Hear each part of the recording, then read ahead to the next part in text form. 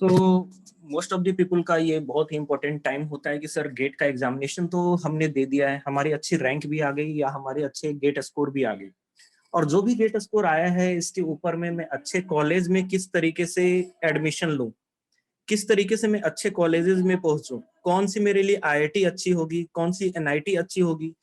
Even यहाँ तक problem होता है स्टूडेंट्स को कि सर ये आईआईटी में मैं 2 इयर्स का कोर्सेज लूं, एमटेक एमई करूं या एमएस करूं। हमें इनमें बड़ा कंफ्यूजन होता है। कौन सी आईआईटीज में जाने के बाद वहां पर एमएस की डिग्री अच्छी रहेगी या फिर वहां पर एमई एमटेक करना बेटर रहेगा। तो मैं इन सब चीजों पे थोड़े थोड़े डिस्कशन करता रहूंगा, सब चीज के बारे में एकदम बारीकी से इंफॉर्मेशन आपको दूंगा कि कहाँ पर जाना ज्यादा अच्छा रहेगा आप लोगों के लिए। बहुत सारे स्टूडेंट्स का ये होप होगा कि सर पीएसयूज के बारे में कुछ इन्फॉर्मेशन दीजिए कि पीएसयूज क्या है और पीएसयूज कब आएगा, इस बार पीएसयूज आएंगे या फिर नहीं भी आएंगे। अभी तक एक ही पीएसयू का नोटिफिकेशन आया है और वो पीएसयू भी जो एग्जाम्स ले रही है वो सेपरेट एग्जाम्स ले रही है, गेट के थ्रू वो ले नहीं रही है। तो क्या आगे आने वाले सारे पीएसयूज ऐसे ही होंगे? सो सेपरेटली हम इन सब चीजों पे 1 by 1 डिस्कशन करेंगे। बहुत सारे स्टूडेंट्स का होगा क्या सर आईआईटीज का फॉर्म मुझे सेपरेट फिलअप करना होगा, सीओएपी ये क्या प्रोसेस होता है, एडमिशन प्रोसेस क्या है, ये सीओएपी प्रोसेस क्या है, या फिर सीसीएमटी प्रोसेस क्या है, एनआईटी में एडमिशन लेने के लिए क्या करना पड़ेगा। तो इन सब चीजों पे 1 by 1 मैं आपसे डिस्कस करना स्टार्ट कर रहा हूँ।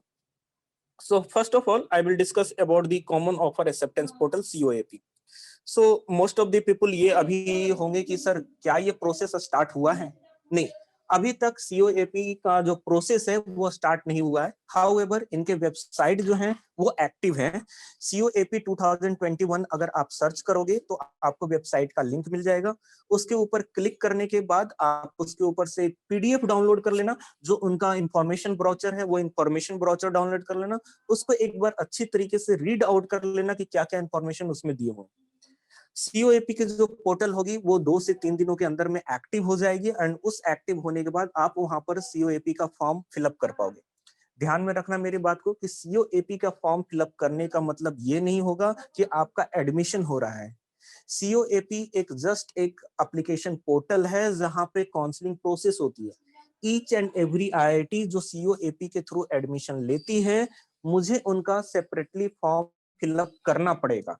हमें ऐसा माइंड में बिल्कुल भी नहीं रखना है कि मैंने सीओएपी फॉर्म फिलअप कर लिया मेरा सब कुछ हो गया। नहीं, सीओएपी के फॉर्म और आईआईटीज के फॉर्म मुझे सेपरेटली फिलअप करने होंगे।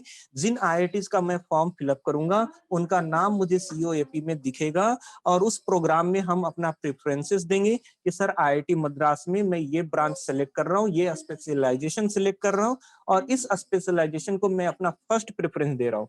आईआईटी बॉम्बे में मैं इस ब्रांच में ये स्पेशलाइजेशन सेलेक्ट कर रहा हूँ और इसे मैं सेकंड प्रेफरेंस दे रहा हूँ। तो ये जब काउंसलिंग प्रोसेस होगी, इस काउंसलिंग प्रोसेस के थ्रू आपको एक ऑफर दिया जाएगा कि आप एडमिशन लेना चाहते हो या नहीं। तो उस एडमिशन प्रोसेस में क्या क्या चीजें निकल कर आएगी वो इन्फॉर्मेशन मैं दूंगा। पीयूष, मैंने पहले ही बोला सर ने ऐसा कि बीच में आप कोई क्वेश्चन नहीं कीजिए, ईच एंड एवरी क्वेश्चन का आंसर इस पीडीएफ में छिपा हुआ है।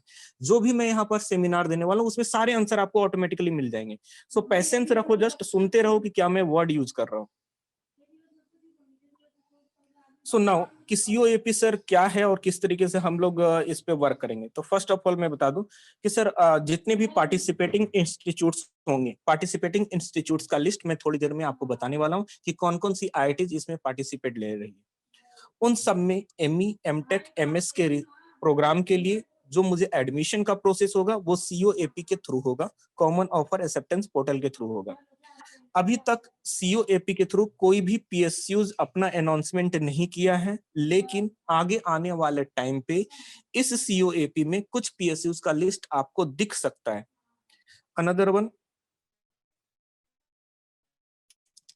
कि सर इसमें रजिस्टर्ड करने के लिए क्या प्रोसेस रहेगा, जो ऑफर के लिए फिर एडमिशन के लिए क्या प्रोसेस रहेगा। तो जैसे बताया, अगर मुझे इंस्टीट्यूट्स हैं उसमें अप्लाई करना है तो मैं, और वो अप्लाई किया हुआ फॉर्म में एक आईडी जनरेट होगी, वो आईडी के थ्रू हमारे सीओएपी में वो फॉर्म ऑटोमेटिकली रिफ्लेक्ट कर रहा होगा। तो सीओएपी का फॉर्म मुझे सेपरेट फिलअप करना है, आईआईटी का फॉर्म मुझे सेपरेट फिलअप करना है। अगर मैं किसी पीएसयूज के लिए अप्लाई करता हूं जो सीओएपी के थ्रू है और मैंने उस पीएसयूज का फॉर्म फिलअप किया होगा तो वो भी सीओएपी के प्रेफरेंस ऑर्डर में दिखेगा। अनदर वन, कौन इसके लिए रजिस्टर कर सकते हैं? तो पहली चीज मैं ये बता दूं कि जैसे कि इस बार के स्टूडेंट्स जो हैं, गेट थर्ड ईयर के स्टूडेंट्स ने भी अप्लाई किया था गेट 21 के एग्जाम के लिए। तो किसी भी मास्टर डिग्री के लिए सबसे पहली चीज ये होती है कि उसका ग्रेजुएट होना बहुत जरूरी है। अगर आपकी अभी डिग्री पूरी नहीं हुई है, इट मींस आप सीओएपी में पार्टिसिपेंट्स बनकर कोई बेनिफिट नहीं मिलने वाला है। सो जो भी थर्ड ईयर के स्टूडेंट अच्छे रैंक लेकर आए हैं, वो इसमें पार्टिसिपेट्स नहीं लेंगे। मैं फिर से रिपीट कर रहा हूँ, जो थर्ड ईयर के स्टूडेंट हैं जिनके अच्छे रैंक आए हैं या गेट स्कोर आया है, वो इसमें पार्टिसिपेंट नहीं बनेंगे। अगेन 2020, 19 एंड 21, इन 3 ईयर के स्टूडेंट्स जो हैं वो इसमें डेफिनेटली अप्लाई करेंगे। मान लीजिए कि मेरा 19 का गेट स्कोर सर ज्यादा अच्छा है 20 एंड 21 के कंपैरिजन में, मैं 19 का गेट स्कोर भी वहां पर इंटर करूंगा, 20 का गेट स्कोर भी इंटर करूंगा, 21 का भी इंटर करूंगा। जो गेट स्कोर सबसे ज्यादा अच्छा रहेगा उसके अकॉर्डिंग हमारा एडमिशन प्रोसेस कंटिन्यू हो रहा होगा। ओके, सिम सर रजिस्ट्रेशन कब स्टार्ट होगा? तो रजिस्ट्रेशन की मैं बात कर रहा हूँ, 2-3 दिन के अंदर में सीओएपी की जो रजिस्ट्रेशन प्रोसेस है वो स्टार्ट हो जाएगी, उनकी वेबसाइट पे आप चेक कर पाओगे। अनदर वन कि सर रजिस्टर कैसे करना है, तो ये आईडी आप नोट डाउन कर लीजिए, coap.iitd.ac.in। इसी वेबसाइट पे आपको सीओएपी का रजिस्ट्रेशन प्रोसेस दिखेगा, 2-3 दिन में यहाँ पर एक्टिव हो जाएंगे। अगर आपको इन्फॉर्मेशन ब्रोचर डाउनलोड करना है तो डायरेक्टली आप इस पीडीएफ जो मैं आपके साथ शेयर करूंगा, इसके ऊपर जो क्लिक हियर लिखा हुआ है, आप उसके ऊपर भी क्लिक करोगे तो आपको पूरा सीओएपी का इन्फॉर्मेशन ब्रोचर ओपन हो जाएगा। क्या क्या सर रजिस्ट्रेशन करते समय हमें इंफॉर्मेशन देने पड़ेंगे? फर्स्ट वन, आपको अपना नाम, जो भी ध्यान में रखना इस चीज को, हम वो नेम इंटर करेंगे जो हमारे 12th के मार्कशीट पे होता है। फिर से मैं रिपीट कर रहा हूं, हमें वो नेम इंटर करने हैं जो हमारे 12th के मार्कशीट पे होता है, हम वो नेम यहाँ पर इंटर करेंगे। हमें वहां पर गेट का अपना रजिस्ट्रेशन नंबर बताना पड़ेगा, जो गेट का फॉर्म फिलअप किया होगा उसमें एक रजिस्ट्रेशन नंबर आता है। आपके जो गेट स्कोर आए हैं वो इंटर करना होगा। वैलिड डेट ऑफ बर्थ, जो आपका डेट ऑफ बर्थ है ध्यान से इंटर करना, कोई गलतियां मत करना इन सब चीजों में। ईमेल आईडी वही यूज कीजिएगा जो आपका एक्टिव ईमेल आईडी हो। अननेसेसरी थोड़ी सी स्पेलिंग में गलती मत कर लेना कि सर मैंने डॉट छोड़ दिया, आई की जगह ई कर दिया। Each and every year 2 and 3 students ऐसे मेरे पास आते हैं जो कुछ ना कुछ गलतियां किए हुए होते हैं, उनको फर्दर मैं प्रोसेस बताता हूँ, लेकिन अननेसेसरी हमें गलतियां करने की कोई जरूरत नहीं। अगेन मोबाइल नंबर एक क्रिटिकल रोल रखेगा, आप वही मोबाइल नंबर देंगे जो आपके लिए एक्टिव है। एंड थोड़े नेम के लिए मैंने बोला कि 12th के मार्कशीट में जो नेम है हम उसके अकॉर्डिंग ही नेम इंटर करेंगे। मोबाइल नंबर जो एक्टिव होगा आप उसका यूज करेंगे। फर्स्ट टाइम जब भी आप लॉगिन करेंगे तो ध्यान में दीजिएगा, वहां पर सबमिट का बटन होगा। इतना रजिस्ट्रेशन प्रोसेस ये सब इंटर करने के बाद सबमिट का बटन होगा, सबमिट करेंगे और सबमिट करने के बाद वो सेशन आउट होगा। सेशन आउट होने के बाद आपके मोबाइल नंबर पे और आपके एप्लीकेशन का जो डिटेल रहेगा वो ईमेल आईडी पे वो आएंगे, और उन लॉगिन इंफॉर्मेशन का यूज करके आप सिर्फ इसके ऊपर लॉगिन कर पाओगे। और लॉगिन करने के बाद आपको प्रेफरेंसेस वहां पे बताने हैं कि कौन सा प्रेफरेंसेस क्या है। फ्लो चार्ट में डिस्कस कर रहा हूँ यहाँ पर रजिस्ट्रेशन प्रोसेस का, कि रजिस्ट्रेशन कैसे करना है, किस तरीके से करना है, उसका फ्लो चार्ट में डिस्कस कर रहा हूँ।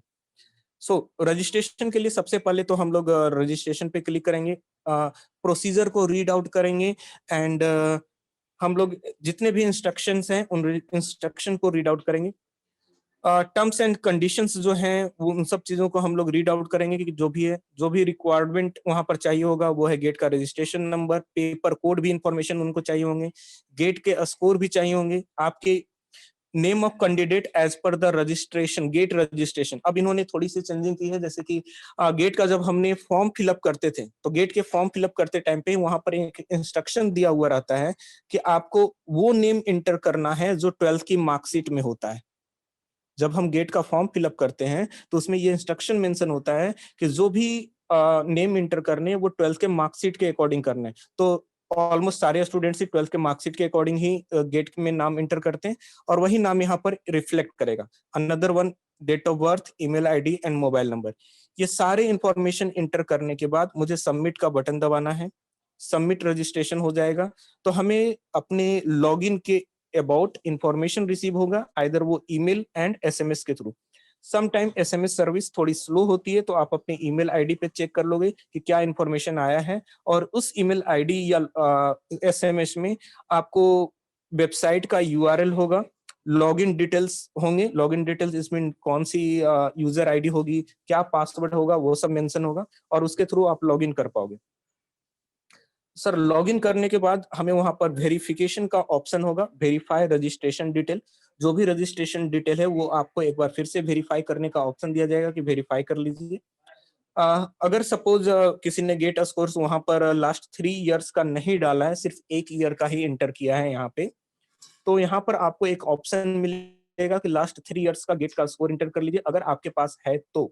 सपोज कोई स्टूडेंट 2018, 19, 20, 21 इन सब में अपीयर हुआ, तो सर मैं 19, 20 एंड 21 का इसमें इंटर कर सकता हूँ, 18 का स्कोर इंटर नहीं कर सकता हूँ। ये सब कंप्लीट हो जाने के बाद हम लोग सबमिट का बटन प्रेस करेंगे। सबमिट हो जाने के बाद अब होगा कि हमारा एडमिशन प्रोसेस या जॉब ऑफर का डिटेल वहां पर रिफ्लेक्ट करना स्टार्ट हो जाएगा।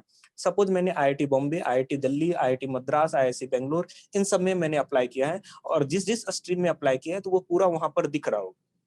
वो दिखने के बाद अब यहाँ से हम अपना प्रोसेस स्टार्ट कर लेंगे कि हम किसको प्रेफरेंस दे रहे हैं।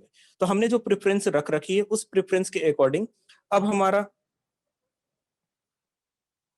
अगर 2 सब्जेक्ट में गेट क्लियर किया हो तो 2 अलग अलग रजिस्ट्रेशन करने पड़ेंगे। हाँ डेफिनेटली करने पड़ेंगे, क्योंकि आपको यहाँ पर पेपर कोड इंटर करना है। अगर आपने, जैसे कि इनका क्वेश्चन जो आया है बहुत ही अच्छा सा क्वेश्चन है कि सर क्या मैं 2 डिफरेंट ब्रांचेस के लिए अगर गेट का फॉर्म फिलअप करके एग्जाम दिया था तो क्या मुझे 2 अलग अलग सीओएपी के फॉर्म फिलअप करने होंगे? हाँ डेफिनेटली करने पड़ेंगे। इसका रीजन यही है क्योंकि वो पेपर कोड मांग रहे हैं, और पेपर कोड उनमें से कोई एक ही सिलेक्ट कर पाओगे। आप 3 या 4 पेपर कोड एक साथ सिलेक्ट नहीं कर पाओगे, तो इस चीज का आपको ध्यान में रखना है। ओके, अब आपने जो प्रेफरेंसेस रखी थी उन प्रेफरेंसेस के अकॉर्डिंग आपका बहुत सारे ऑफर्स मिल गए। हो सकता है कि फर्स्ट राउंड में आपने ऐसे कॉलेजेस के लिस्ट रखा जिसमें आपको कोई भी चॉइस नहीं रखा, तो फर्दर आप सेकेंड राउंड में चले जाओगे। लेकिन अगर कोई चॉइस आपको मिलती है तो उन चॉइस को मिलने के बाद आपके पास ऑफर्स आएंगे कि इनमें से आपको कौन सा ऑफर चूज करना है। तो जो भी आपको प्रिफर्ड लगे उन ऑफर को आप चूज करोगे। सपोज मैंने चूज किया, तो इसमें आपके पास ऑप्शन होंगे एक्सेप्ट एंड फ्रीज करने का। अगर आपने एक्सेप्ट एंड फ्रीज किया है तो सबमिट का बटन दबा दीजिए, एंड वेबसाइट का जो भी है इंस्टीट्यूशन जैसे कॉलेज या पीएसयू, आप वहां पे चले जाइए और वहां पर जाकर आप एडमिशन का प्रोसेस कंटिन्यू कर लीजिए। ओके, अगर आपने एक्सेप्ट एंड फ्रीज नहीं किया है तो आपको रिटेन एंड वेट करना है। रिटेन एंड वेट करने के बाद सबमिट कर लीजिए। तो सबमिट जैसे करोगे रिटेन एंड वेट का, तो आपको सीओएपी का नेक्स्ट राउंड का ऑफर आएगा। नेक्स्ट राउंड मतलब जब भी सेकेंड राउंड होंगे तो उसके अकॉर्डिंग आपको वर्क करना है। ओके, अगर आपने, जस्ट एक मिनट होल्ड ऑन, सपोज आपको कोई भी ऑफर चूज नहीं किया, इनमें से कोई भी ऑफर चूज नहीं किया है, तो प्रोसेस ये होगा कि आप उसको रिजेक्ट कर सकते हो और वेट कर सकते हो। सपोज मुझे ऐसा चॉइस मिल गया जो मुझे पसंद ही नहीं था, मैंने फॉर्म फिलअप करते टाइम पे तो भर दिया था लेकिन अभी मुझे पसंद नहीं है, तो आप उसे रिजेक्ट कर लीजिए और वेट कीजिए। जैसे ही रिजेक्ट करोगे तो आपको सेकेंड राउंड में पार्टिसिपेंट्स में लेने का चांस मिलेगा, सेकेंड राउंड के लिए आप चले जाओगे। अगर कैंडिडेट एक्सेस ही नहीं करता है, मैंने सीओएपी का फॉर्म फिलअप किया, आईआईटी का फॉर्म फिलअप किया, फर्स्ट राउंड का रिजल्ट आया और मैं उसको मतलब जो सीओएपी की वेबसाइट है मैं उसको ओपन ही नहीं कर रहा हूँ। अगर आप ओपन नहीं करोगे तो वो ऑटोमेटिकली रिजेक्ट एंड वेट पे चला जाएगा। रिजेक्ट एंड वेट के ऊपर जाने के बाद क्या होता है, हम लोग नेक्स्ट राउंड के काउंसलिंग प्रोसेस पे चले जाते हैं। तो नेक्स्ट राउंड के काउंसलिंग प्रोसेस पे आपको फिर से ऑफर दिखेगा। अब यहाँ पर 3 पॉइंट मैं क्लियर कर देना चाहता हूँ कि ये क्या क्या है। एक्सेप्ट एंड फ्रीज का मतलब होता है कि you accepted the offer without any possibility of upgrading your higher choices. आपने जितना भी वहां पर हायर चॉइस दिया हुआ था, सपोज मैंने फर्स्ट प्रेफरेंसेस रखा आईआईटी बॉम्बे को, सेकंड आईआईसी बेंगलोर को, थर्ड आईआईटी मद्रास को, फोर्थ आईआईटी कानपुर को, फिफ्थ आईआईटी खड़गपुर को, मेरा फिफ्थ वाला चॉइस लगा और मैंने उसको एक्सेप्ट एंड फ्रीज कर दिया। तो अब आपको किसी भी केस में आईआईटी बॉम्बे या आईआईसी बेंगलोर नहीं मिलने वाला है, आपको एडमिशन उसी में लेना पड़ेगा। ओके, रिटेन एंड वेट का मतलब क्या होता है? सबसे अच्छी चॉइस मैं इसे मानता हूँ एक तरीके से। इसका मतलब हुआ कि आपने पार्शियली एक्सेप्ट किया है वन ऑफ द ऑफर को, एंड जैसे जैसे काउंसलिंग प्रोसेस होगी आपका चॉइस हायर होता चला जाएगा। सपोज आज के डेट में मैंने आईआईटी खड़गपुर में एडमिशन लिया, सेकेंड राउंड में जाकर खड़गपुर की जगह पर मुझे आईआईटी मद्रास मिल रही है और मेरी इच्छा है आईआईटी मद्रास में लेने की, तो मैं वहां का ऑटोमेटिकली एडमिशन प्रोसेस कैंसिल करवाकर मैं आईआईसी बेंगलोर का एडमिशन प्रोसेस को कंटिन्यू करूंगा। तो इस तरीके की चीजें निकल होगी। अब रिजेक्ट एंड वेट, ये थोड़ा सा अकवर्ड सिचुएशन होता है उन स्टूडेंट्स के लिए जो थोड़े से ये सेंस में रहते हैं कि मुझे मिलेगा या नहीं मिलेगा। तो वेट वाला बटन, मुझे जो रिजेक्ट एंड वेट वाला बटन तभी मुझे क्लिक करना है जब मैं सिक्योर हूं कि मुझे कोई ना कोई आईआईटी तो मिलेगी ही, और ये मैं रिजेक्ट करना ही चाहता हूं। मैंने फॉर्म फिलअप, मेरा तो एक ही सेंस बनता है, मैं वैसे स्ट्रीम चूज ही ना करूं जिसके लिए मुझे रिजेक्ट करना पड़े। तो चूज क्यों करना है यार? वैसी आईआईटी को फिलअप ही क्यों करना है जिसको मुझे रिजेक्ट करना पड़े? वैसे स्ट्रीम को मुझे क्यों चूज करना है जिसे मुझे रिजेक्ट करना पड़े? तो मैं रिटेन एंड वेट पे आइदर क्लिक करूंगा, आइदर मैं एडमिशन लेकर अपना काम कर लूंगा कि हम, मुझे आईआईटी बॉम्बे चाहिए था, मिल गया, मुझे ये स्ट्रीम चाहिए थी, ये मिल गई, अब मुझे आगे पार्टिसिपेट लेकर क्या फायदा। नेक्स्ट वन है कि सर कब ये सब चीजें स्टार्ट होगी? तो राउंड वन की जो काउंसलिंग प्रोसेस है वो 13 मई टू 14 मई तक चलेगा, और इसमें चांसेस रहेंगे आपको एक्सेप्ट एंड फ्रीज भी कर सकते हो, रिटर्न एंड वेट भी कर सकते हो, रिजेक्ट एंड वेट भी कर सकते हो। उसी तरीके से ये सारे डेट है, आप चाहो तो स्क्रीनशॉट ले लो अपने मोबाइल पे इन सारे राउंड का, कि round one, round to, round three, round four, round five कब होंगे। इन सभी में आप एक्सेप्ट एंड फ्रीज कर सकते हो। यहाँ पर आपको देखो लिखा हुआ है, round one and round to में आप रिटेन एंड वेट कर सकते हो, round three and round four में यस एंड नो लगाकर स्टार किया हुआ है। स्टार लगाने का मतलब ये होगा कि अगर आपने किसी भी ऑफर को, सेम ऑफर को, सपोज आईआईटी मद्रास में मैंने सिविल इंजीनियरिंग में स्ट्रक्चरल इंजीनियरिंग का चॉइस रखा था, और वो मैंने अ, 2 बार अगर मैं करना चाहूँ तो 2 बार तो रिटेन एंड वेट कर सकता हूँ, लेकिन मैं तीसरी बार नहीं कर सकता हूँ। अगर मैंने सेम सिविल इंजीनियरिंग स्ट्रक्चरल ना लेकर जियो टेक को मैंने रिटेन एंड वेट किया, तो वो काउंट होगा कि हाँ वो आप कर सकते हो, लेकिन सेम चॉइस को थर्ड टाइम में नहीं कर सकते हो, राउंड जब आप राउंड 3 में पहुंचोगे तो। आईटी का फॉर्म ये सीओपी में रजिस्टर करने के बाद ही फिलअप कर सकते हैं? नहीं, आपको आईटी का फॉर्म अभी फिलअप कर दीजिए, सीओएपी जब स्टार्ट होगा तो वो हम देख लेंगे। दोनों का फॉर्म का टाइमिंग थोड़ा डिफरेंट है, इसलिए आप पहले कर लीजिए, बेटर रहेगा। आईटी का फॉर्म पहले फिलअप कर लीजिए। तो ये round 4 and round 5, round 3 and 4 में पार्शियली नो है, एंड राउंड 5 में बिल्कुल ही नो है। आप यहाँ पर कभी रिटर्न एंड वेट कर ही नहीं सकते, यहाँ पर आपको डायरेक्टली आइदर रिजेक्ट करना है, आइदर आपको एडमिशन प्रोसेस ले लेनी है। नेक्स्ट वन कि सर इसके अलावा भी कोई काउंसलिंग प्रोसेस होता है क्या? यस, जितने भी सीट बचे हुए रहेंगे, चाहे वो एससी कोटा के हों या फिर एसटी कोटा के हों या ओबीसी का हो या फिर पीएच कोटा के हों, फिजिकली हैंडीकैप्ड, ओके, ये सब जितने भी सीटें बची हुई रहेगी, इन लास्ट सारे सीट को मर्ज कर दिया जाएगा।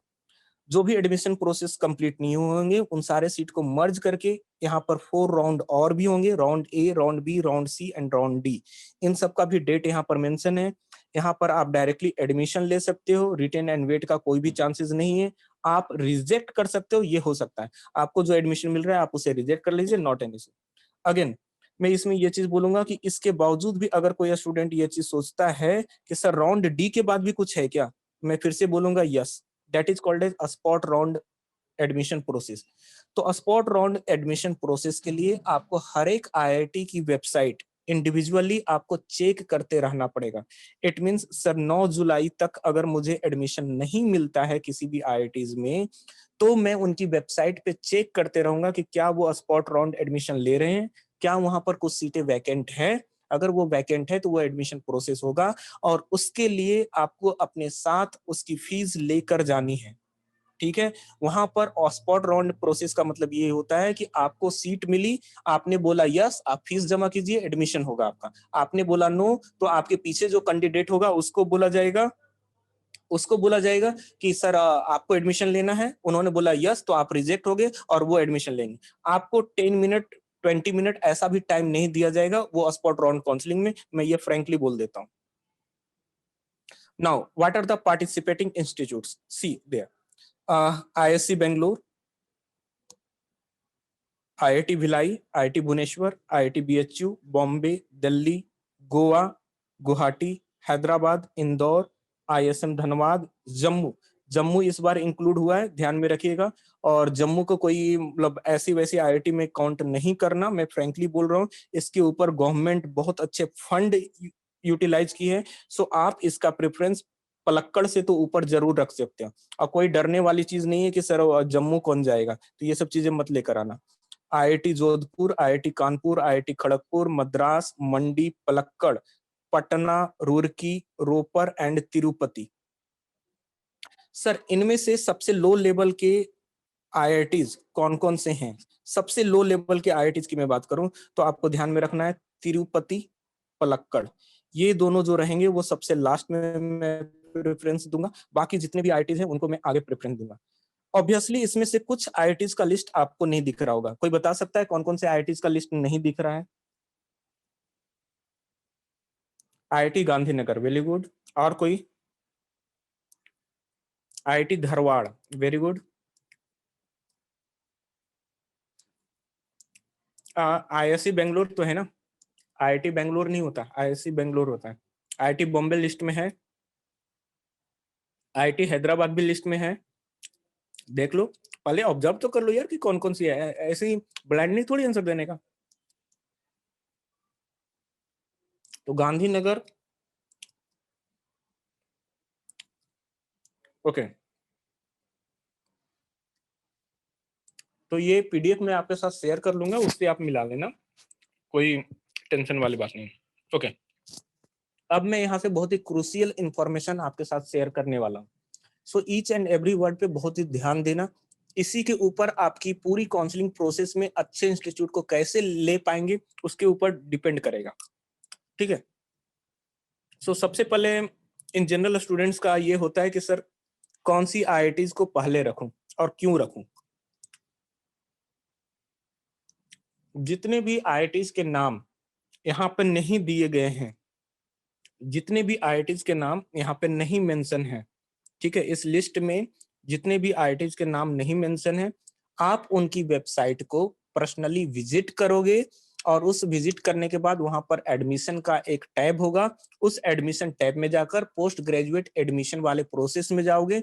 वहां पर उनका प्रोसेस पूरा लिखा हुआ है कि कब फॉर्म स्टार्ट होगा, किस बेसिस पे एडमिशन लेंगे, वो अपना एग्जाम लेंगे या गेट स्कोर पे लेंगे। जैसे IIT गांधीनगर जो है वो गेट स्कोर पे भी एडमिशन लेता है और IIT गांधीनगर अपना इंटरव्यू प्रोसेस करवाता है। तो इंटरव्यू प्रोसेस तो होंगे ही होंगे सर, और उसमें हमें गेट स्कोर के ऊपर ही एडमिशन मिलने वाला है, लेकिन COAP के थ्रू नहीं होगा। तो प्रेफरेंस को चॉइस करने के लिए मैंने 4 पैरामीटर डिसाइड किया है। First one is NIRF ranking. Second one is वहां पर प्लेसमेंट कितना है, कितने लोगों का प्लेसमेंट होता है। 100 में से अगर 60% भी प्लेसमेंट हो तो मैं मानकर चलूंगा कि वो IIT अच्छी है। मीडियन सैलरी सर वहां पर कितनी है? मीडियन सैलरी कितनी ऑफर होती है? मीडियन सैलरी मतलब सपोज कि 1 to 10 है, तो अगर 5 किसी स्टूडेंट्स का सैलरी ऑफर हुआ है तो मैं 5 को बोलूंगा मीडियन सैलरी है। तो मीडियन सैलरी का एक सिनारियो मैंने आपको यहाँ पर बता दिया कि मीडियन सैलरी क्या होता है। रिसर्च अपॉर्चुनिटी वहां पर कितनी है? जितनी अच्छी रिसर्च अपॉर्चुनिटी जिस कॉलेज में होगी, उस कॉलेज में उतने अच्छे R&D it mean research and development वाली कंपनीज आएंगी। जो रिसर्च एंड डेवलपमेंट वाली कंपनीज होती हैं वो बहुत ज्यादा हायर सैलरी ऑफर्ड करती हैं। तो रिसर्च अपॉर्चुनिटी पे डिपेंड करेगा। ओके, सो देखिए मैंने यहाँ पर कुछ लिस्ट रख रखा है और एक एक करके मैं सबके ऊपर बात कर लेता हूँ। सबसे पहले देखो कि यहाँ पर NIRF रैंकिंग की लिस्ट है। तो sir NIRF ranking IISc Bangalore की फर्स्ट है, और आप देखोगे कि IIT मद्रास की भी फर्स्ट है। फिर भी आपने IIT मद्रास को 6th and 7th प्रेफरेंस दिया है। मैंने आपको ऑब्वियसली बताया कि मैं बहुत सारे पैरामीटर को चेक करने के बाद मैं ये डिसीजन ले रहा हूं कि मुझे कौन सी प्रेफरेंसेस कब रखनी है, कहां रखनी है।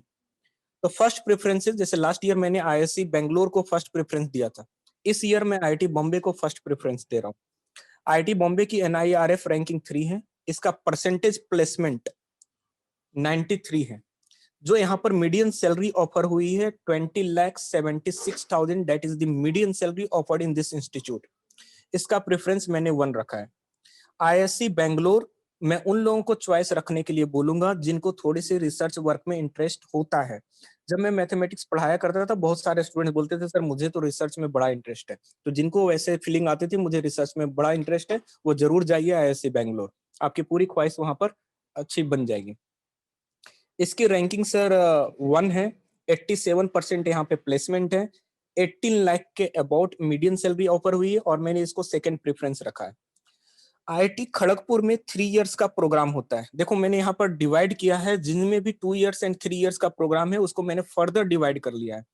अगर आईआईटी खड़गपुर मुझे जाना है तो आईआईटी खड़गपुर में मैं एमएस के लिए प्रीफर्ड करूंगा। जो लोग बोलते हैं सर एमएस करना चाहिए या एमटेक करना चाहिए, उनको मैं बता रहा हूँ कि यहाँ पर अगर आईआईटी खड़गपुर जाना है तो मैं वहां पर एमएस कोर्स ज्वाइन करूंगा। उस एमएस कोर्स के लिए वहां पर 77% प्लेसमेंट है एंड 13 लाख के अबाउट, सॉरी 78% प्लेसमेंट है एंड 15 लाख के अबाउट उसकी मीडियम सैलरी ऑफर होती है, इसलिए मैंने इसको थर्ड प्रेफरेंस रखा है। उसके बाद में आईआईटी हैदराबाद के 3 ईयर के प्रोग्राम को मैं यहाँ पर प्रेफरेंस रख रहा हूँ, फोर्थ प्रेफरेंस उसको दे रहा हूँ क्योंकि 77% प्लेसमेंट है एंड 13,60,000 मीडियम सैलरी ऑफर हुई है। Then after I will go with IIT Kanpur. IIT Kanpur की एनआईआरएफ रैंकिंग 4 है, 69% प्लेसमेंट है, 12,50,000 का प्लेसमेंट वो मीडियम सैलरी ऑफर करता है। इसकी प्रेफरेंस हमने 5 दे रखी है। फिर आईआईटी मद्रास जो एनआईआरएफ रैंकिंग 1 के साथ चल रहा है, आईआईटी मद्रास जिसकी एनआईआरएफ रैंकिंग 1 के साथ है, मैंने फिर भी उसको प्रेफरेंस में 6 रखा है। इसका एक ही रीजन है कि सर इसकी 83% प्लेसमेंट है और इसकी मीडियम सैलरी ऑफर जो है वो 11 लाख है, कंपैरेटिवली जितने भी ऊपर लिखे गए उनसे कम है, इसलिए मैंने इसको थोड़ा सा नीचे रख रखा है। इसके 2 इयर्स एंड 3 इयर्स दोनों प्रोग्राम को मैंने एक साथ रखा है। देखो एक में 83 प्लेसमेंट है एंड एक में 62% प्लेसमेंट है। सर 62% प्लेसमेंट इस 77% वाले प्लेसमेंट से ज्यादा है। ठीक है, यहाँ पर इतने 8,09,000 का मतलब प्लेसमेंट मिल रहा है। तो ऐसे कंपेरेटिवली आप देख लो और आपको ये लिस्ट पूरा का पूरा दिख रहा है कि कौन सा प्रेफरेंसेस हम कैसे रख रहे हैं। देखो यहाँ पर एक दो चीजें मेरे हाईलाइट करने लायक जो है वो मैं बता दूं। आईआईटी आईएसएम धनबाद, यहाँ पर अगर मुझे 3 ईयर वाले कोर्सेज में एडमिशन मिलता है तो मैं वहां पर एडमिशन लूंगा। सैलरी काफी हाई है और अगर मैं वहां पर जाकर मेहनत करता हूं तो डेफिनेटली वहां पर मेरा प्लेसमेंट अच्छा हो जाएगा। ओनली 25% प्लेसमेंट है लेकिन हायर पैकेज के साथ है 3 इयर्स में। 2 इयर्स वाले में थोड़ा सा प्लेसमेंट पे आपको वर्क करना पड़ेगा, जैसे कि आईआईटी धनबाद के 2 इयर्स का प्लेसमेंट है देखो तो यहाँ पर 48% प्लेसमेंट है लेकिन 6,25,000 मीडियम सैलरी ऑफर होती है, इसलिए मैंने इसको बिलो एवरेज में काउंट करके रखा। और कुछ आईआईटी जो मैं अभी तक लिस्ट में अपने इंक्लूड तो किया हूं लेकिन मैंने उसकी सैलरी वगैरह कुछ नहीं बताई है, जैसे जम्मू, भिलई, गोवा, पलक्कड़, तिरुपति, मैंने नॉट अप्लाइड लिख रखा है। प्लेसमेंट हुए हैं दिस टाइम कुछ आईआईटीज में एंड कुछ आईआईटीज न्यू हैं, तो उसके प्लेसमेंट मैं अपडेट कर लूंगा कि क्या है। However new IITs, very new IIT होने के कारण मैंने इन सारे के प्रेफरेंसेस बहुत ही नीचे रख रखे हैं। Okay, what are the other option than COAP? तो सीओएपी के अदर देन कोई कॉलेज है जो जिसमें हमें एडमिशन लेना चाहिए, कोई बताएगा मुझे? इन आईआईटीज के अलावा ओके कुछ लोग एनआईटी बोल रहे हैं, कुछ लोग डीटीयू बोल रहे हैं, कुछ लोग ट्रिपल आईटी हैदराबाद बोल रहे हैं, कुछ लोग नीटी बोल रहे हैं, सीसीएमटी बोल रहे हैं, बिट्स पिलानी बोल रहे हैं। ओके, कुछ चीजें हैं जो मैं यहाँ पर क्लियर कर देना चाहता हूँ। ये जो मैंने मीडियन सैलरी लिखा है, ठीक है, सबका कंसर्न था कि सर ये मीडियन सैलरी किसका लिखा है, आपने एमटेक वालों का लिखा है या बीटेक वालों का लिखा है? तो मैं क्लियर कर दूं कि यहाँ पर जो भी मीडियन सैलरी मैंने लिखी है वो post graduate course 2 years and 3 years को लेकर लिखी है। जहां पे 2 इयर्स लिखा हुआ है वो 2 इयर्स के कोर्सेज के लिए, जहां पे 3 इयर्स लिखा है 3 इयर्स के कोर्सेज के लिए। इसमें मैंने बीटेक का प्लेसमेंट बिल्कुल भी काउंट नहीं किया है। तो सीओईपी के अदर देन मैं कुछ इंस्टीट्यूट्स का नाम ले रहा हूँ और उसके प्रेफरेंस भी बता रहा हूँ कि कौन कौन सा हमें लेना चाहिए। So first of all triple IT Hyderabad, इसमें सर कौन कौन से ब्रांचेज होंगे, तो मैं आपको बता दूं कि CS, IT, EC and this time civil. जितने भी सिविल वाले हैं ध्यान से सुन लीजिएगा मेरा, कि इसमें अगर एडमिशन मेरा मिलता हो तो मैं कभी भी एडमिशन किसी भी कंडीशन में लेना चाहूंगा। कोई भी ऐसा नहीं बोलेगा कि सर सिविल इस टाइम स्टार्ट हुआ है इसलिए नहीं लेंगे। एडमिशन लेना है, बहुत ही अच्छा रिप्यूटेड इंस्टीट्यूशन है। अगर आपको अपॉर्चुनिटी मिलती है ट्रिपल आईटी हैदराबाद में पढ़ने की तो डेफिनेटली वहां पर एडमिशन लीजिए। Median salary offered is 16,25,000। 97% placement है। एक दो प्लेसमेंट इसलिए नहीं होते हैं क्योंकि वो प्लेसमेंट लेना नहीं चाहते हैं। प्लेसमेंट नहीं लेने का उनका अपना रीजन होता है, वो एंटरप्रेन्योरशिप करना चाहते हैं, वो करते हैं और वो प्लेसमेंट पे बिलीव नहीं रखते हैं। सेकंड जो अपना ऑप्शन है नीटी मुंबई, नीटी मुंबई का भी फॉर्म आएगा। नीटी मुंबई का फॉर्म जिसको इंटरेस्ट हो वो नीटी मुंबई का फॉर्म फिलअप कर लीजिएगा, उसके एडमिशन प्रोसेस पे आपको वर्क कर लेना। नीटी मुंबई की एवरेज प्लेसमेंट जो है, परसेंटेज प्लेसमेंट जो है 80% प्लेसमेंट है। इसको प्रेफरेंस 2 पे मैंने रखा है। इसकी जो मीडियन सैलरी ऑफर्ड है अबाउट 15 लाख है। चॉइस आपको IIFT ट्रिपल आईटी बैंगलोर का भी रखना चाहिए। ट्रिपल आईटी बैंगलोर की अगर मैं बात करूं तो ट्रिपल आईटी बैंगलोर का जो परसेंटेज प्लेसमेंट है 99%, 100% प्लेसमेंट है। एक दो बंदे मैं फिर से रिपीट करूंगा, वही एडमिशन वही प्लेसमेंट में नहीं बैठते हैं जो एंटरप्रेन्योरशिप बनना चाहते हैं। अब यहाँ पर 13 लाख का एवरेज मीडियन सैलरी वहां पर गया, ये थर्ड हमारा प्रेफरेंस रहेगा। उसके बाद एक जो बहुत ही लोग अवॉइड कर देते हैं उसके बारे में मैं बता दूं, triple IT new Delhi, Indraprastha institute of information technology आपके पास एक बेस्ट ऑप्शन है। इसका फॉर्म निकलेगा, इसके फॉर्म में आइदर गेट के थ्रू एडमिशन ले लें या फिर अपना एग्जाम कंडक्ट करवाएं। आपको फॉर्म फिलअप कर लेना चाहिए। परसेंटेज प्लेसमेंट 70% है, 77% है एंड 12,50,000 का मीडियम सैलरी ऑफर होता है। और इसमें हाइयर सैलरी का कट ऑफ बहुत ज्यादा चला जाता है, 60 लाख 80 लाख तक चला जाता है, तो आपको उसके ऊपर भी वर्क कर लेना चाहिए। Another one is BITS Pilani, one of the reputed institution. BITS Pilani का अपना ही एक क्रेज होता है, 78% प्लेसमेंट है एंड 11,56,000 मीडियम सैलरी यहाँ पे ऑफर होती है। तो उसी तरीके से बहुत सारे कॉलेजेस हैं other than this one. DIET अपना एग्जाम लेता है, DTU है अपना एग्जाम चलेगा। कलिंगा इंस्टीट्यूट में जाओ तो आप ले सकते हो क्योंकि वहां पर 71% प्लेसमेंट है, 8 लाख की मीडियम सैलरी है। तो कलिंगा भी आपके लिए एक अच्छा ऑप्शन बन जाएगा। जो भी भुवनेश्वर के स्टूडेंट है, उड़ीसा का स्टूडेंट है, वो इसके बारे में थोड़ा अच्छा जानते होंगे। कौन सी रैंक पे क्या मिलेगा अंबुज, इसके लिए हम सेपरेटली वर्क कर लेंगे आपके साथ। ठीक है, हर किसी को मैं बता दूंगा कि किसके ऊपर कैसे हम उन कॉलेज के ऊपर पहुंचे। अनदर वन इज नरसी मुंजी, नरसी मुंजी भी आपके लिए एक ऑप्शन होंगे। कॉलेज ऑफ इंजीनियरिंग पुणे भी आपके लिए ऑप्शन होंगे। ये हो गए कि मैं सर प्राइवेट कॉलेजेस जो हैं उसकी आपने बात कर ली कि प्राइवेट कॉलेजेस में क्या क्या प्रेफरेंसेस दे सकते हैं, कौन से फॉर्म फिलअप कर सकते हैं। अब मैं आपको बताने जा रहा हूँ कि एनआईटीज का चॉइस CCMT। तो CCMT भी एक काउंसलिंग प्रोसेस है और ये काउंसलिंग प्रोसेस जो होता है वो NITs, some of the triple ITs, government colleges, government colleges and government colleges एंड कुछ प्राइवेट कॉलेजेस के लिए CCMT का फॉर्म हमें फिलअप करना है। तो इसमें जो प्रेफरेंस रखना है उन प्रेफरेंसेस की मैं बात कर लूं, तो जो भी कंप्यूटर साइंस के स्टूडेंट्स हैं उनको मैं पहले ही ये बता दूं कि हमारा फर्स्ट चॉइस होगा triple IT Allahabad, because of its median salary and percentage placement that is 83% and 16 lakh की मीडियन सैलरी, इसलिए मैं इसको फर्स्ट प्रेफरेंस रख रहा हूँ। इनकी वेबसाइट पे जाकर हम ये चेक कर लेंगे कि कहीं कोई नया प्रोग्राम ऐड तो नहीं किया है।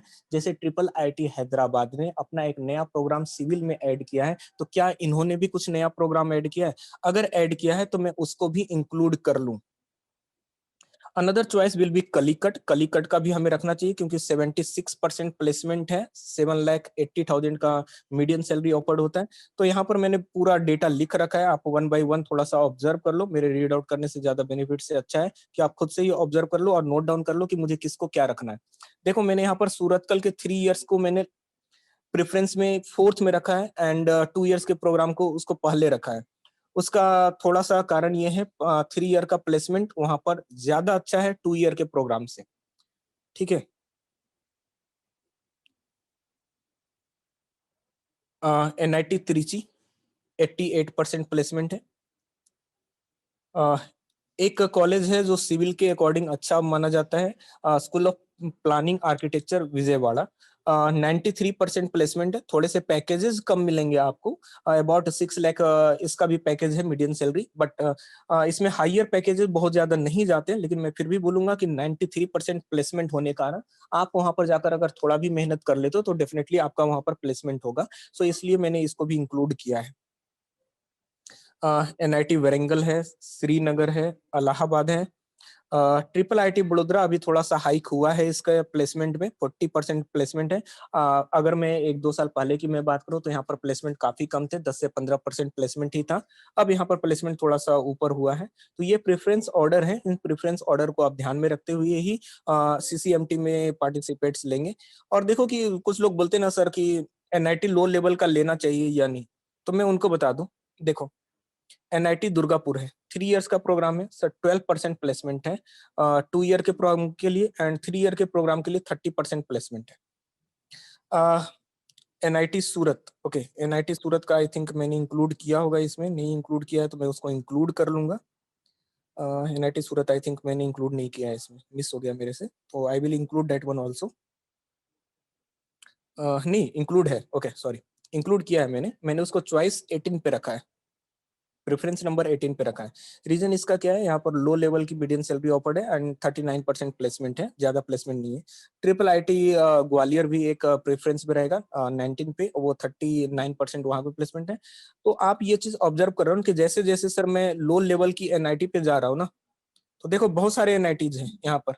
NIT Nagaland, NIT Mizoram, IIFT Pune, फिर NIT Meghalaya, NIT Patna, NIT Manipur, ये सब हैं। देखो प्लेसमेंट कितने हैं, देख लो।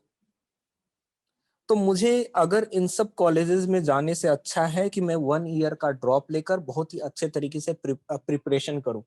कभी भी इन सब चीजों के झांसे में नहीं आने का कि मुझे NIT मिल रहा है, ये लो लेवल की NIT और मैं एडमिशन ले लूं, नहीं लेने का इन सब NITs में, किसी भी कंडीशन में इन NITs में एडमिशन नहीं लेने का, ध्यान में रखिएगा। तो कुछ चीजों में है कि जैसे कि ये pack Chandigarh, pack Puducherry, okay, 2 year का प्रोग्राम है, 76% प्लेसमेंट है, 3,40,000 का प्लेसमेंट देता है। अगर आपको लगता है कि 3,40,000 अच्छा प्लेसमेंट है तो आप एडमिशन ले सकते हो, मुझे तो मेरे हिसाब से तो अच्छा नहीं लगता वो। ओके, सो डेफिनेटली मैंने यहाँ पर लॉट्स ऑफ चीजें यहाँ पर डिस्कस की है और प्रोसेस भी बताया आपको। CCMT के लिए ध्यान में रखना, NIT के लिए मुझे सेपरेट फॉर्म फिलअप नहीं करना है, CCMT के प्रोसेस में ही NIT का प्रेफरेंस आ जाएगा।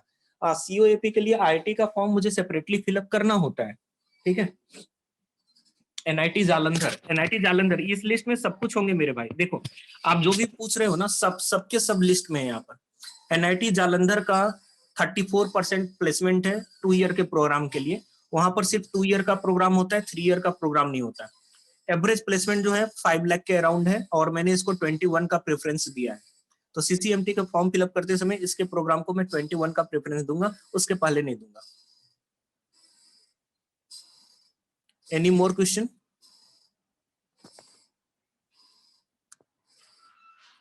DAIICT गांधीनगर, अगर आप DAIICT गांधीनगर की बात करो तो आपको इसमें वो लिस्ट दिखेगा। DAIICT गांधीनगर का लिस्ट आपको यहाँ पर दिखेगा कि देखो मैंने यहाँ पर मेंशन कर रखा है DAIICT, है ना, गांधीनगर का। 81% प्लेसमेंट है और 5,50,000 एवरेज वहां पर मीडियम सैलरी ऑफर होती है। मैंने 24 इसका प्रेफरेंस रख रखा है।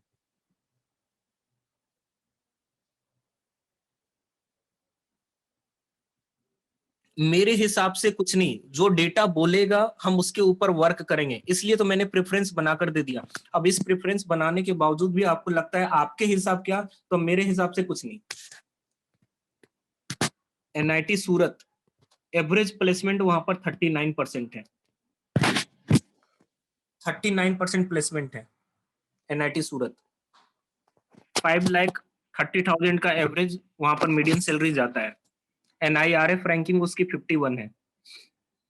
मौलिक हाँ, MS के ऑफर में भी COAP में शो करेगा, हाँ शो करेंगे।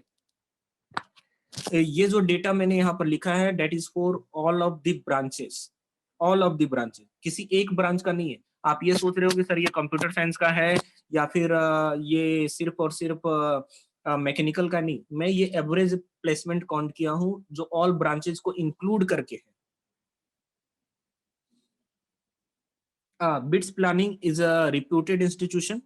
ओके, बिट्स पिलानी अगर मुझे मिल रहा होगा तो मैं बिट्स पिलानी को किसी भी कंडीशन में अवॉइड नहीं कर सकता।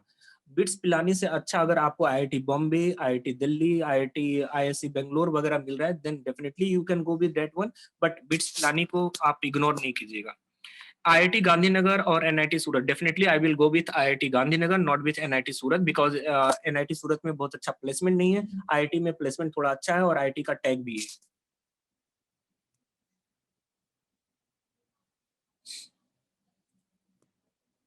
एमएस में कोई भी ऐसा कुछ नहीं है कि एमएस में सिर्फ एक्जी वाले ही एलिजिबल होंगे, हर कोई एलिजिबल होगा। अब हर्ष की बात पे आ जाते हैं कि सर 612 मेरा गेट स्कोर है, मुझे सिविल इंजीनियरिंग में क्या मिलेगा। तो डेफिनेटली हर्ष मैं इस चीज को फिर से एक बार डिस्कस कर लेता हूँ कि आपकी गेट स्कोर पे कौन सी आईआईटी मिलेगी, इसके लिए हमने ऑलरेडी प्रिडिक्टर बना रखा है और आपको ये चीजें बहुत पहले से बताई भी जा रही होगी कि प्रिडिक्टर पे जाकर अपना गेट मार्क्स डालकर गेट स्कोर चेक करो, कौन सी कॉलेजेस मिल रही है वो भी चेक कर लो। तो जो भी प्रिडिक्टर है, प्रिडिक्टर इज नॉट फॉर एग्जी, ठीक है, एग्जी के लिए नहीं है। एग्जी के अलावा आपका कुछ मन तो होगा कि सिविल इंजीनियरिंग में देखना है, तो सिविल इंजीनियरिंग के अकॉर्डिंग आप रफ आइडिया लगा लीजिए।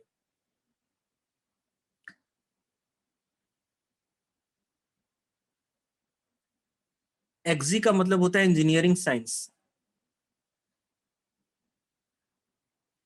भाई वो एमएस के लिए भी है, वहां पर डिसिप्लिन मैंने लिख रखा है, ऐसा नहीं लिख रखा है कि एमएस का कोर्स है या एमटेक का कोर्स है। आप गूगल पे सर्च कर लेना, गूगल पे सर्च कर लेना ice GATE institute rank predictor, ice GATE institute rank predictor search कर लेना, आपको मिल जाएगा। पीएसयू में सीट कम है, अभी तक सारे पीएसयू अनाउंस भी नहीं हुए, धीरे धीरे पीएसयू अनाउंस होंगे तो आपको उसका इन्फॉर्मेशन मिलते रहेगा। कोई भी ऐसी चीज ना ट्रिपल आईटी बैंगलोर या बिट्स प्लानी, डेफिनेटली आई विल, अगर आप कंप्यूटर साइंस का स्टूडेंट हो तो ट्रिपल आईटी बैंगलोर की तरफ जाओगे, बिट्स प्लानी की तरफ नहीं जाओगे।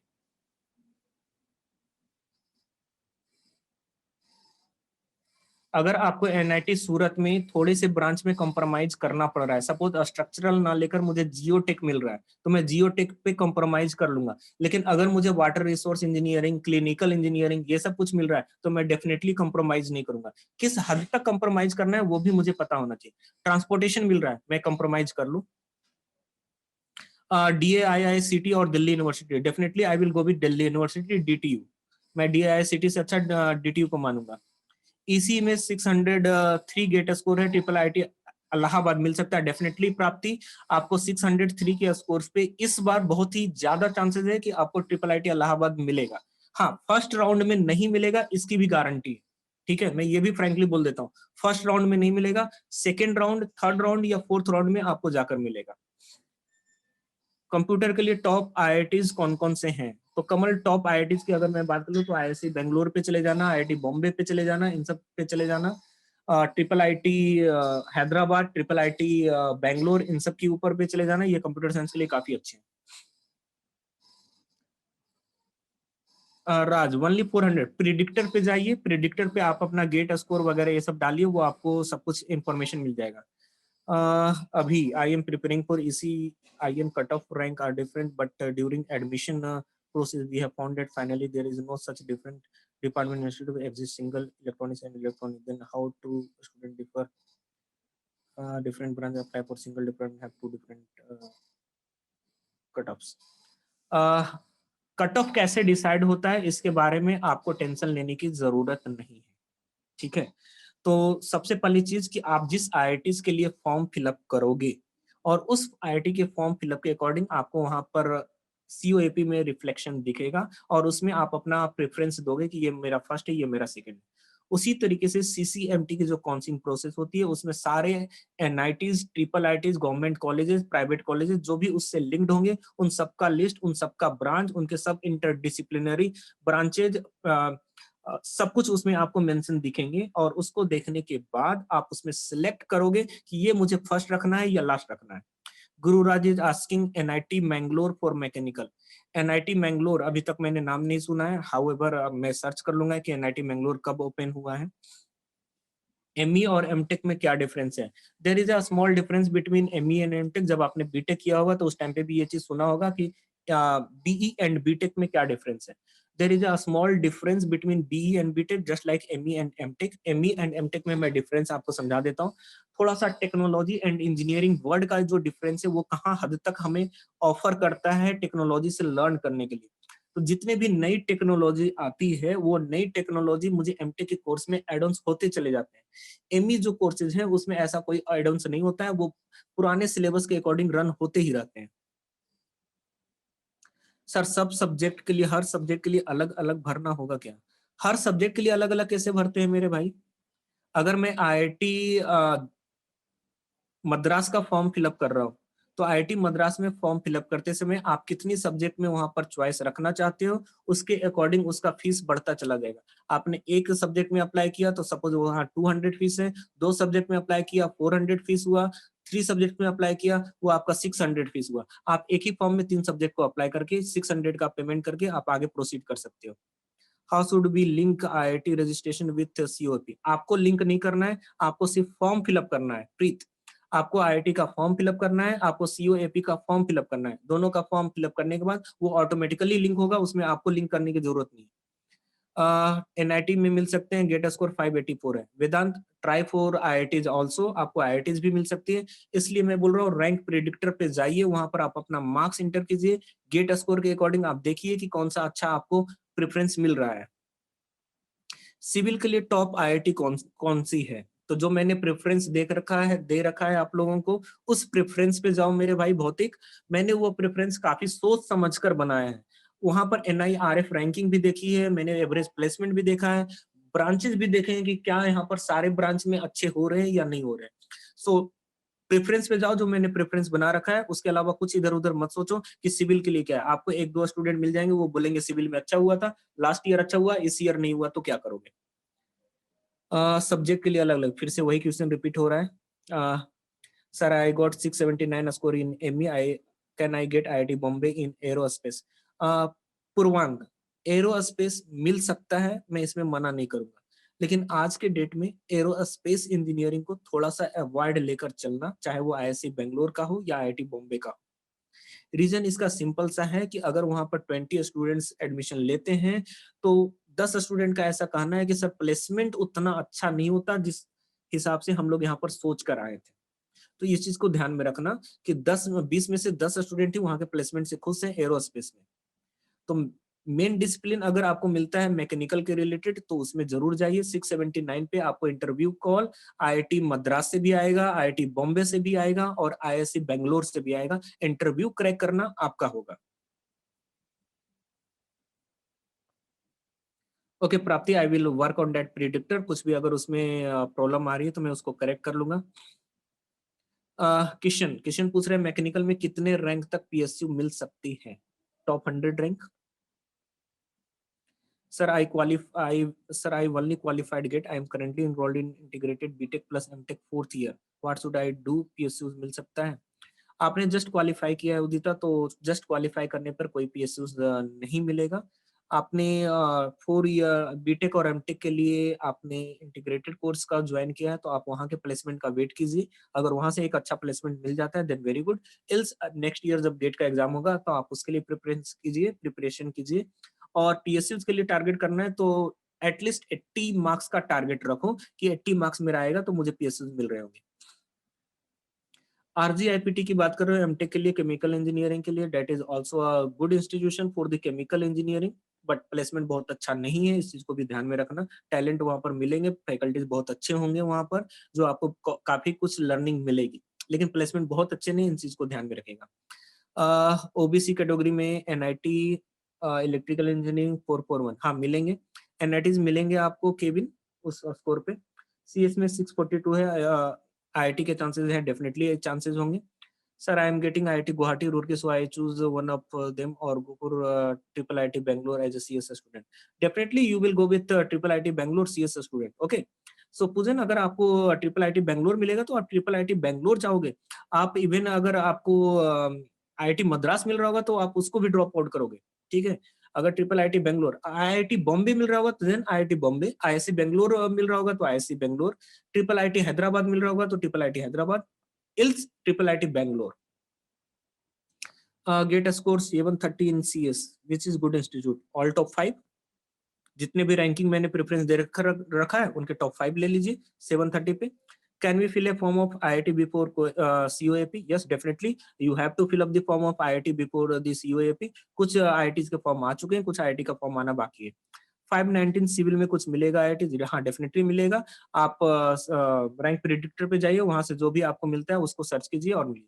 सर एमटेक में एक टीचिंग असिस्टेंटशिप है और एक आरए है और एमएस है, इन तीन चीजों में हमें डिफरेंस बताइए कि क्या है। तो देखो मैं सबसे पहले बात कर दूं कि एमटेक टीए और non TA. MTech non TA होता है कि आपको टीचिंग असिस्टेंटशिप नहीं मिलेगा, इट मींस 12,400 का जो स्कॉलरशिप है वो स्कॉलरशिप नहीं मिलेगा, उसका जो कट ऑफ जाता है वो थोड़ा लो जाता है। MTech TA, TA assistantship, teaching assistantship जो होता है 12,400 वो आपको मिलेगा। आपको आपके जो वहाँ के एचओडी रहेंगे, जो आपके डिपार्टमेंट के हेड रहेंगे, वो आपको कुछ वर्क अलॉट करेंगे कि आपको बीटेक में यहाँ पर कुछ लैब का वर्क संभालना है, या वहाँ पर आपको प्रैक्टिकल एग्जाम्स लेने हैं, या फिर वहां पर आपको लेक्चर डिलीवर करना है, या फिर यूनिवर्सिटी की कॉपी चेक करनी है, इस टाइप के वर्क दिए जाएंगे और उसके अकॉर्डिंग आपका टीए 12,400 या 16,000 के अराउंड बनेगा। एमटेक आरए क्या है? एमटेक आरए रिसर्च वर्क होते हैं, यहाँ पर रिसर्च असिस्टेंटशिप बोलते हैं, और अराउंड 20,000 टू 32,000 का स्कॉलरशिप यहाँ पर मिलता है, चाहे वो एमटेक आरए हो या एमएस रिसर्च हो। MS research and MTech RA ये दोनों इक्विवेलेंट है, दोनों सेम ही चीजें होती हैं, जस्ट वो इंस्टीट्यूशन के अकॉर्डिंग थोड़ा थोड़ा नाम चेंजिंग है। Top 3 NIT versus triple IT Bangalore, obviously I will go with triple IT Bangalore. किसी भी एनआईटी में इतनी दम नहीं है कि वो ट्रिपल आईटी बैंगलोर को कंपटीशन दे पाए, तो ट्रिपल आईटी बैंगलोर हम फर्स्ट में रखेंगे, एनआईटी कोई भी हो हम उसको इग्नोर कर लेंगे। फिर से हर सब्जेक्ट के लिए अलग अलग फॉर्मूला नहीं भाई, एक ही चीज के क्वेश्चन रिपीट करने को नहीं। Sir CSIT, IIT Gandhinagar, NIT Goa, IIT Goa. IIT Gandhinagar I will go with IIT Gandhinagar because it is older than NIT Goa and IIT Goa। MS in computer science के लिए एसओपी कंपलसरी है। आप जब IITs का फॉर्म फिलअप करोगे तो वहां पर एसओपी आएगा कि फिलअप करना है या नहीं करना है। लास्ट ईयर एसओपी का प्रोसेस नहीं था क्योंकि सारी प्रोसेस जो थी डिजिटल वे में थी और वहां पर हार्ड कॉपी लेकर कोई जाने वाला नहीं था, तो इसलिए एसओपी नहीं मांगेंगे थे। केविन का फिर से सेम क्वेश्चन है, 441 score, OBC, chances of NIT, हाँ डेफिनेटली चांसेस हैं। ईएस इन्वायरमेंटल साइंस में 400 स्कोर आया है और एआईआर 1100 है, आईआईटी के चांसेस हैं। तो विनय लास्ट लास्ट मोमेंट तक फाइट आउट करते रहना, कुछ आईआईटीज में चांसेस आपके रहेंगे, चांसेस हैं, this is about 25%। Interview preparation tips for PSUs. Okay, Devvrat का कहना है कि सर इंटरव्यू का प्रिपरेशन कैसे करें पीएसयूज के लिए। तो सबसे पहले मैं ये चीज बता दूं कि वहां पर डेफिनेटली हमारा ड्रेस कोड मैटर रखेगा, ठीक है। दूसरी चीज, आपका अगर कोई भी फील्ड पे वर्क कर रखे हो, जैसे कि आपने कहीं पर इंटर्नशिप किया है, तो वो इंटर्नशिप पे जहाँ पे वर्क किया उसके पूरे इंफॉर्मेशन अच्छे से कलेक्ट कर लेना। आप अपने कुछ सब्जेक्ट प्रिपेयर कर लेना, एबीसी 3 सब्जेक्ट मैंने प्रिपरेशन कर लिए, उन सब्जेक्ट के बारे में वहां पर आपसे जो भी कुछ भी पूछा जाए कि आपको कौन से सब्जेक्ट स्ट्रॉन्ग है, तो आप वो सब्जेक्ट बता देना, क्वेश्चन आपके उसी के अराउंड घूमता हुआ दिखेगा।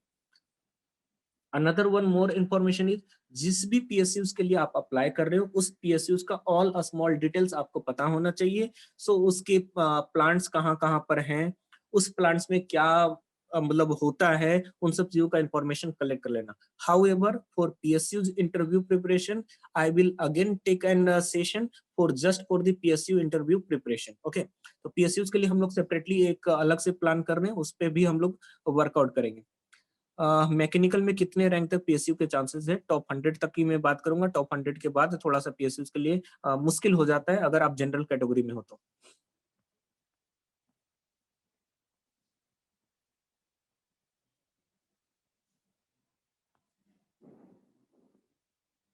आईआईटी कानपुर में इंटरडिसिप्लिनरी में लेना चाहिए या एनआईटी सूरतकल में सिविल का कोर? एनआईटी सूरतकल के मैं सिविल का कोर प्रीफर करूंगा। आईआईटी कानपुर में इंटरडिसिप्लिनरी में प्रीफर नहीं करूंगा। एरोस्पेस में मना कर रहा हूँ। जितने भी स्टूडेंट्स पूछ रहे हैं मेरे से कि एरोस्पेस पे जाना चाहिए या नहीं, मैं मना कर रहा हूँ। मैं तो नहीं कहूंगा भाई कि एरोस्पेस पे जाइए। अगर आपको कोर ब्रांचेस मिल रहे हैं तो कोर पे जाइए।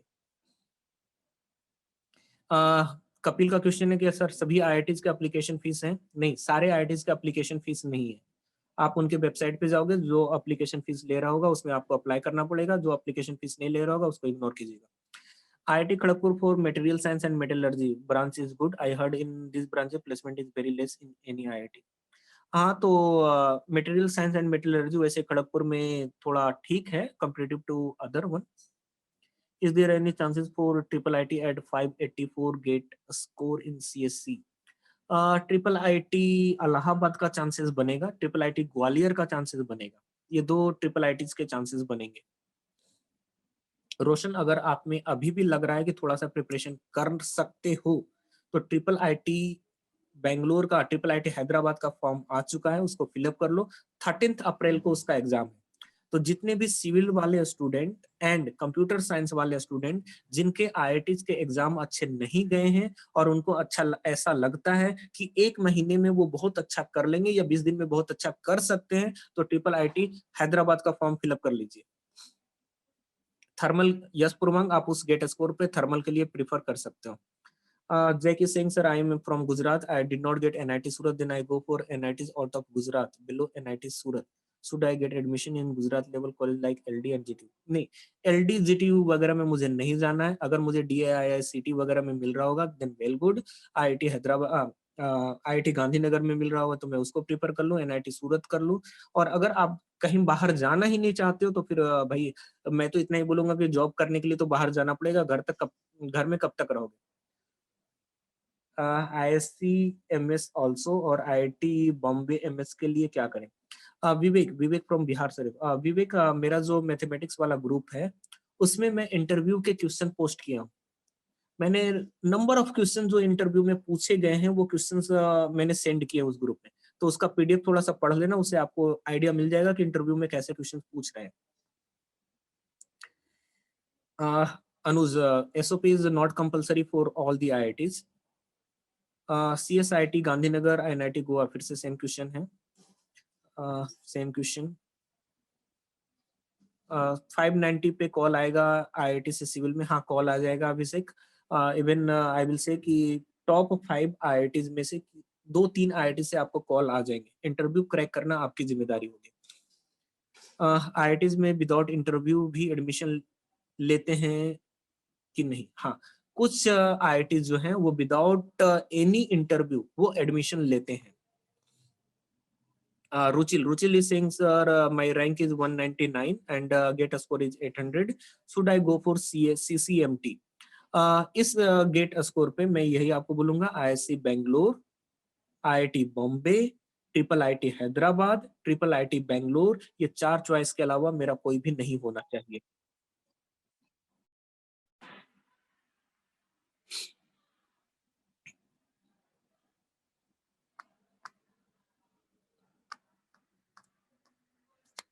सर, रिटन टेस्ट का सिलेबस क्या होगा आईआईटी का?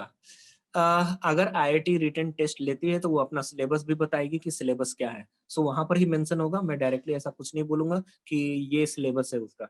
However their syllabus will be equivalent to GATE syllabus. Kishan is asking, IIT में एमटेक के लिए इंटरव्यू भी देना पड़ता है? यस किशन, कुछ आईआईटीज में एमटेक के लिए इंटरव्यू देना पड़ता है। GATE score is 594 MEMS old IIT possible? हाँ, इंटरव्यू कॉल आएंगे।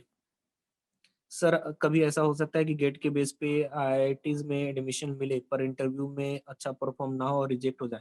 हाँ, बहुत सारे ऐसे लोग होते हैं जो आईआईसी बेंगलोर, आईआईटी बॉम्बे में इंटरव्यू के लिए जाते हैं और वहां पर रिजेक्ट हो जाते हैं। इवन अगर आपका रैंक टॉप 10 में भी है तब पर भी कोई गारंटी नहीं है कि आपका एडमिशन हो जाएगा। For CS best colleges, CS के लिए मैं ऑलरेडी नाम ले रहा हूँ आपको, IIC Bangalore, IIT Bombay, triple IT Hyderabad, triple IT Bangalore. Sir CS में 446 स्कोर है। 6 रैंक प्रिडिक्टर का यूज करेंगे आप, उससे आपको आइडिया मिलेगा कौन सा कॉलेज अच्छा है।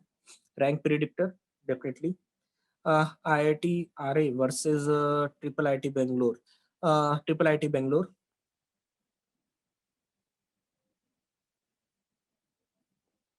Any more question?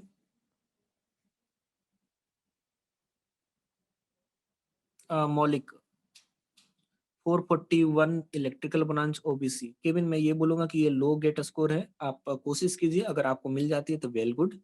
Rank predictor use कीजिए, उससे आपको इन्फॉर्मेशन इफेक्टिवली मिल जाएगा। गेट स्कोर पे कंप्यूटर इंजीनियरिंग गांधीनगर में मिल जाएगा। इंटरव्यू कॉल आ जाएंगे, चांसेस कम होंगे लेकिन ट्राई तो करना चाहिए।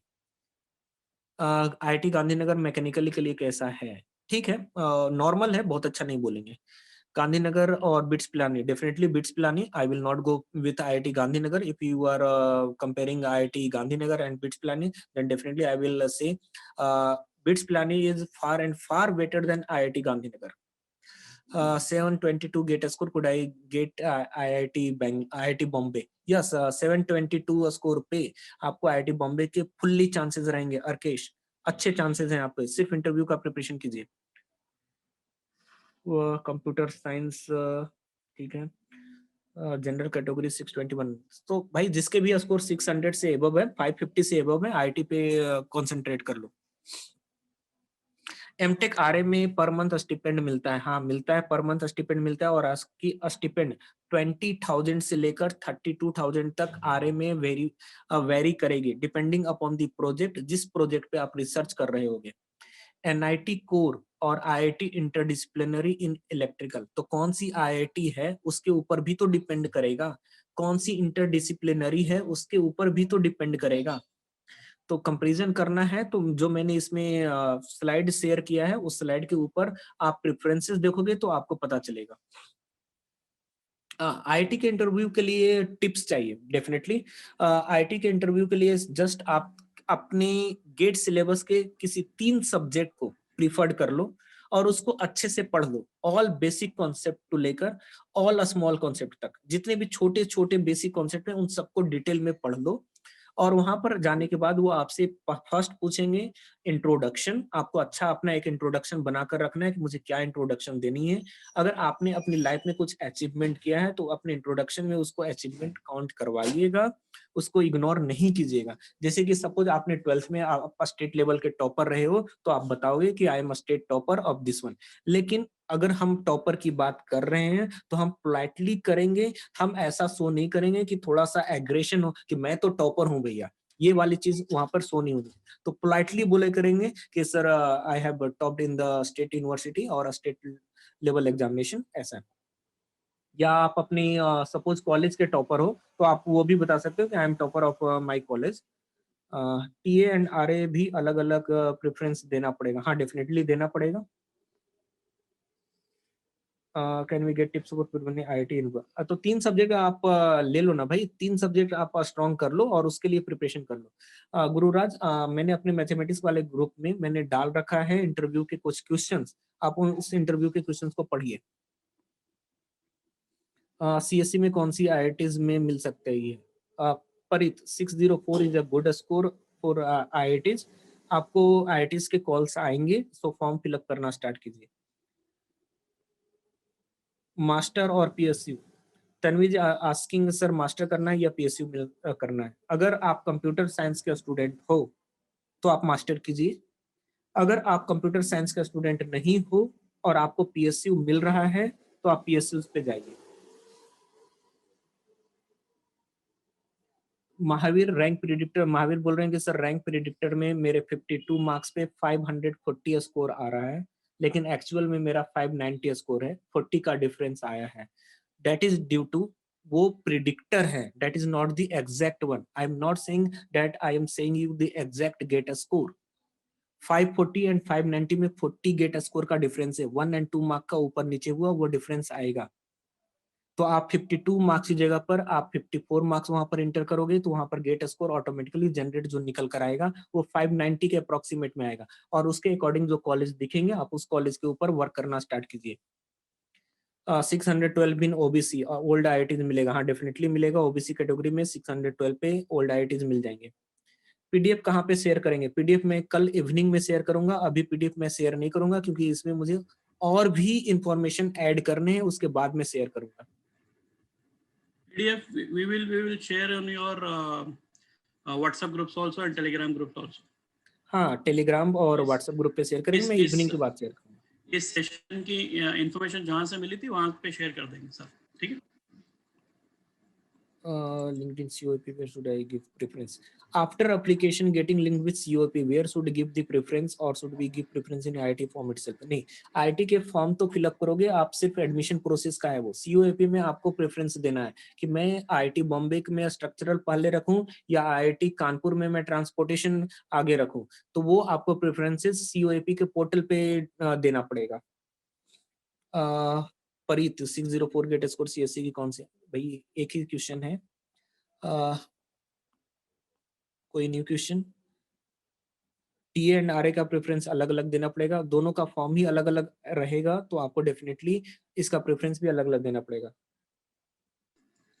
सर एक अपना ईमेल आईडी या कुछ शेयर कर दीजिए, so in case anybody has more doubts so they can directly email you also. Okay, I am sharing my email ID, so you can ask anything by mail.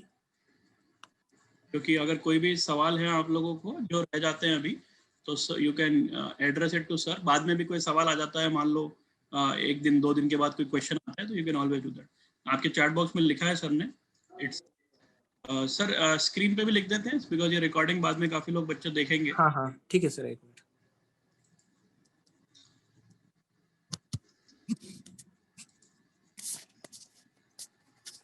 सो मैं अपना personal email ID यहाँ पर mention कर रहा हूँ, TECH, ये ई है, IE.KUNDAN@gmail.com। Mail पे डेफिनेटली मैं रिप्लाई करूंगा, लेकिन किसी भी पर्सन के लिए 24/7 मेल का रिप्लाई करना पॉसिबल नहीं होता है। सो अगर कभी आपको अर्जेंट में कुछ भी जरूरत पड़े तो ये नंबर्स भी मैं लिख देता हूँ, इसके ऊपर व्हाट्सअप कर लेना, 97371767 एंड 62। आप इसके ऊपर व्हाट्सअप करके भी इंफॉर्मेशन कलेक्ट कर पाओगे। जुनेद, आप जो सवाल पूछ रहे हैं कि सर एक ऐसा भी सेशन रखिए जो इस बार कामयाब नहीं हुए हैं, so definitely we will keep that session. आपका suggestion we will keep that in mind कि जो लोग इस साल अच्छा स्कोर नहीं कर पाए हैं उनके लिए हम सेपरेट सेशन ऑर्गेनाइज करेंगे। करण, ऐसा कोई इंफॉर्मेशन अवेलेबल डेफिनेटली नहीं होता है कि NIT सूरत में थर्मल में कितना प्लेसमेंट है। ठीक है, ये जो हमने प्लेसमेंट का सिनारियो निकाल कर रखा है, ये बहुत सारे स्टूडेंट्स से NIRF के जो रैंकिंग है उसके अकॉर्डिंग मैंने ये एवरेज प्लेसमेंट निकाल कर रखा है। आप अगर ऐसी बात करोगे कि NIT सूरत में थर्मल में कितने प्लेसमेंट है, तो आप वहाँ के किसी थर्मल के स्टूडेंट से कॉन्टेक्ट कीजिए, वो आपको डेफिनेटली बता पाएंगे कि थर्मल में कितना प्लेसमेंट है। और each and every year same placement नहीं होता, थोड़ा थोड़ा वेरी करता है। IIT बॉम्बे का MS का फॉर्म कब तक आएगा? रेगुलर वे में IITs का फॉर्म चेक करते रहिए, IIT की वेबसाइट रेगुलर वे में चेक करते रहिए और उसके ऊपर देखते रहिए कब आ रहा है। However I will get you notify, जितने भी नोटिफिकेशंस आएंगे हमारे पास वो ग्रुप में डाले जाएंगे, आपको ग्रुप पे मिलते रहेंगे। केतु, आपको कोई क्वेश्चन पूछना है तो पूछ लीजिए।